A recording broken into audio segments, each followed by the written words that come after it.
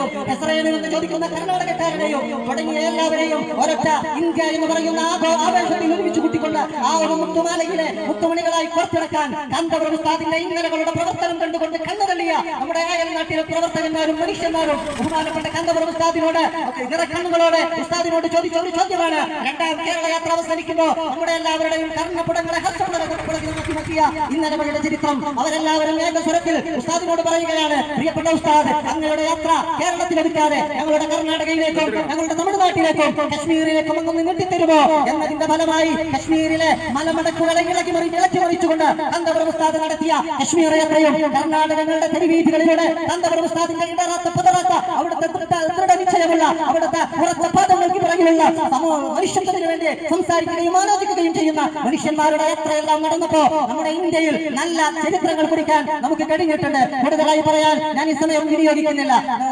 പറളിക്കുന്ന് മുതൽ തുടങ്ങി മാണ്ടാട് വരെ നീണ്ടു നിൽക്കുന്ന പദയാത്രയാണ്, കാൽനട യാത്രയാണ് നമ്മുടെ ഈ നാട്ടിലെ ധന്യമാക്കിക്കൊണ്ട് കടന്നു പോകുന്നത്. അതുകൊണ്ട് ഈ നല്ല സദുദ്യമത്തിന്റെ സദുദ്ദേശം മനസ്സിലാക്കിക്കൊണ്ട് ഈ നാട്ടിലെ എല്ലാ ആളുകളും നമ്മുടെ നാട്ടിലെ വളർച്ചയും ഉയർച്ചയും ആഗ്രഹിക്കുന്ന ഓരോ ജനാധിപത്യ മതേതരത്വ വിശ്വാസികളുടെയും പൂർണ്ണമായ പിന്തുണയും നിങ്ങളുടെ എല്ലാ സഹകരണങ്ങളും ഞങ്ങളുടെ കൂടെ ഉണ്ടാവണം. നമ്മുടേതാണ് ഈ യാത്ര എന്ന് ഒരിക്കൽ കൂടെ ഓർമ്മപ്പെടുത്തിക്കൊണ്ട് അവസാനിപ്പിക്കുകയാണ്.